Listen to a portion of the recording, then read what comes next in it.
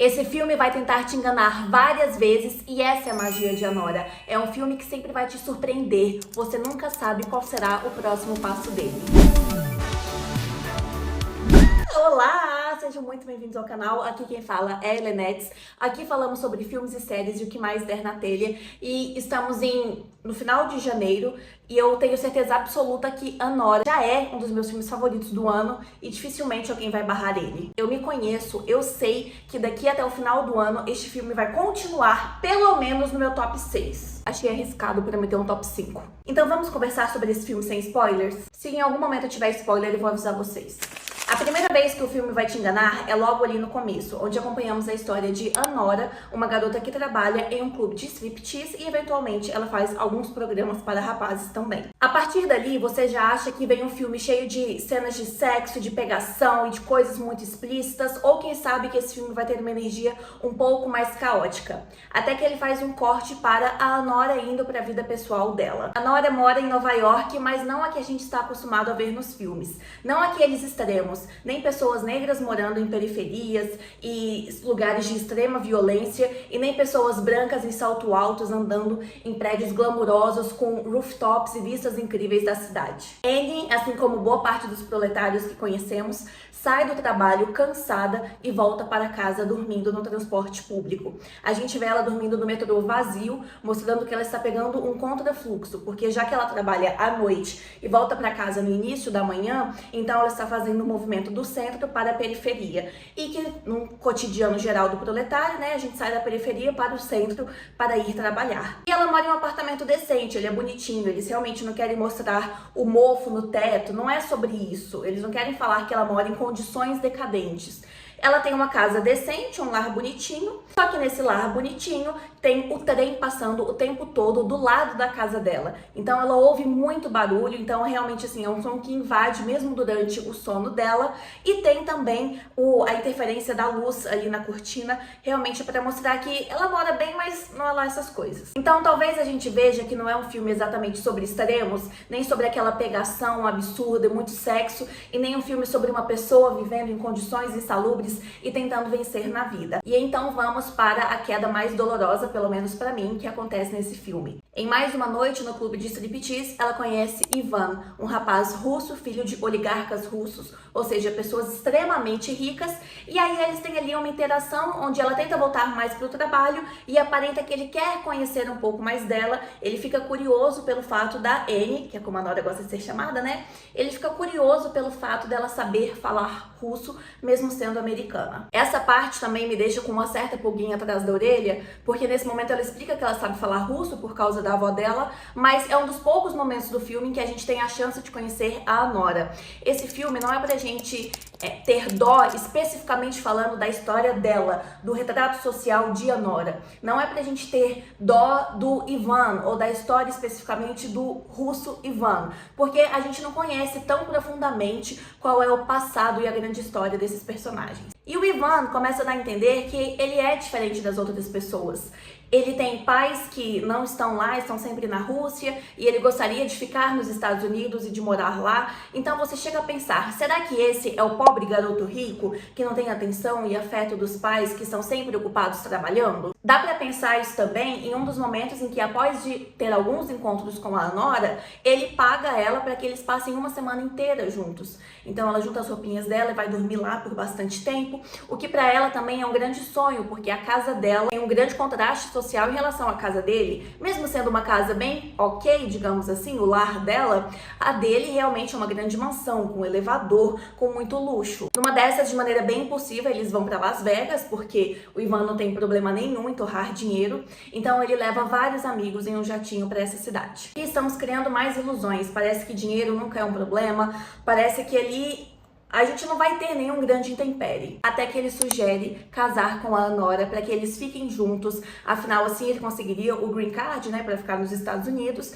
E ela enxerga ali uma possibilidade de ter uma vida melhor. Lembrando que aqui ainda estamos falando do resumo do filme, mas eu tô passando ele de maneira mais analisada para vocês. Quando ele pediu ela em casamento, a primeira coisa que eu pensei é: isso não se faz. Independente do histórico dela ser sofrido ou não, e de não termos muitos detalhes da história de Anora, uma coisa é clara: como Como é que você é um cara super rico, dá a entender que você vai se casar com uma garota que é mais simples, mais humilde, e isso cria ilusões, isso cria sonhos nela. Ela tem certeza que a partir dali ela vai ganhar uma nova vida e que talvez ela não precise se submeter às coisas que ela estava passando. E tudo isso veio como um flash, assim, na minha mente, veio muito rápido na minha cabeça, até que ela virou e falou, não se brinca com esse tipo de coisa, isso não se faz. Então eu acho que meio que foi o pensamento de Anora naquele momento também. Mas ele fala, não, vamos sustentar, vamos levar isso a sério, vamos nos casar. E eles se casam. E ali nasce a grande ilusão de Anora, de que talvez a gente esteja vivendo o filme Pretty Woman. Seria Anora a nossa nova Julia Roberts? Acontece que o Ivan deu alguns sinais que talvez a Anora deixou passar, mas pelo que eu vi da condução do filme, ela viu, mas ela escolheu não dar tanta atenção pra isso. Ele não trata bem as pessoas que trabalham na casa dele ou que prestam serviços para ele é sempre bastante grosseiro com elas. Diz ele que tem 21 anos, pra mim parecia que ele tem muito menos, mas ele tem atitudes muito impulsivas e pouco pensadas. Ele é inconsequente, mas que consequências poderiam existir para uma pessoa tão rica como ele? Parece que todo o poder estava na mão e que ele consegue resolver tudo com muita facilidade.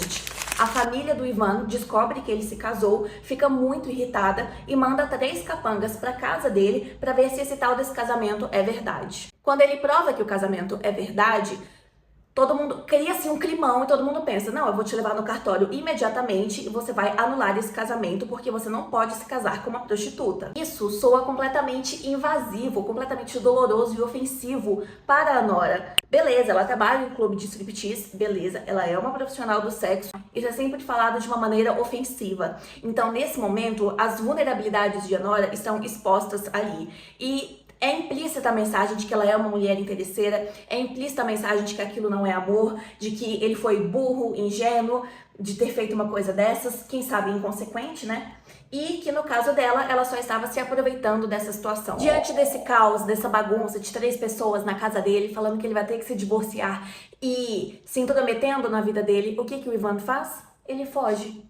Aí ele convida a Nora, mas ela precisa trocar de roupa, ela precisa ficar minimamente decente e ele simplesmente vai embora. Talvez nesse momento você pense algumas coisas. Será que ele foi buscar uma forma de tirar essas pessoas da casa dele? Será que ele foi ligar para os pais? Será que ele foi buscar uma forma de resolver a situação? Será que ele foi se reconectar com ele mesmo? Então uma coisa meio grande menina, pequena mulher, onde ele vai para o parquinho de diversões que ele gostava de ir com a família dele e ele vai lá para se reconectar com ele mesmo? Bom, acontece que você só vai descobrir isso mais pro final do filme e até lá a gente entra no que o filme chama do gênero dele, que é uma comédia dramática. De repente vira um grande filme de comédia porque os capangas precisam conter a Anora para que ela não fuja dali, porque ela tem que estar presente para assinar o divórcio com o Ivan. Nós temos Toros, que é como se fosse o chefe de todos. Ele só quer saber de resolver aquela situação. Ele tá muito nervoso, muito aflito em perder o emprego dele. E aparentemente a família do Ivan não é lá essas coisas de muito querida, muito tranquila, não.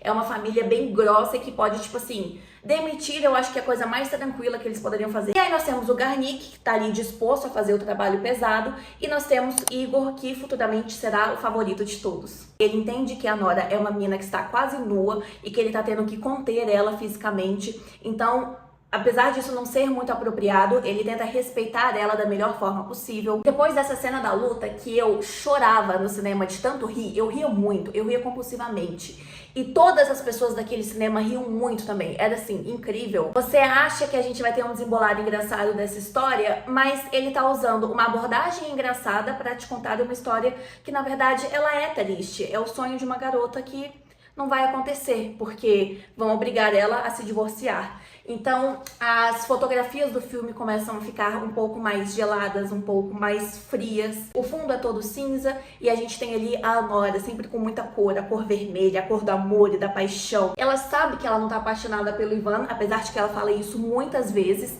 mas ela tá agarrada à ideia de se manter nesse relacionamento em busca de uma vida melhor. Curiosidade que mostra como esse filme ele é inteligente, ele é bem construído. Todo mundo sai em busca do Ivan, então os 3 capangas, sendo 2 deles completamente feridos por causa da Anora e a Anora que tá no carro com eles.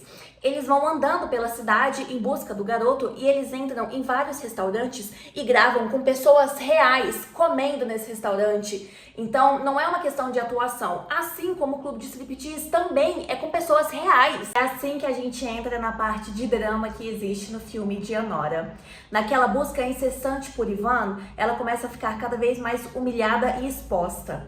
E tem uma pessoa que está enxergando bem tudo isso nela, que é o tal do Igor. Ele tem um olhar quase que afetuoso e carinhoso para ela e para como essa situação é uma tremenda injustiça, uma tremenda pataquada que estão fazendo com a Anora. E diferente dos demais capangas que estão ali tentando esse divórcio a todo custo, no caso do Igor, não parece que ele tem um envolvimento tão grande com a família, ele não aparenta depender tanto daquilo. E eu acho que isso dá a ele até algumas doses de ousadia. Então, em dado momento, ele fala na frente de todo mundo que ele acredita sim que a Anora merecia um pedido de desculpas por parte do Ivan por tudo isso que estava acontecendo. E eu estava cogitando, enquanto espectadora, me apaixonar por esse homem.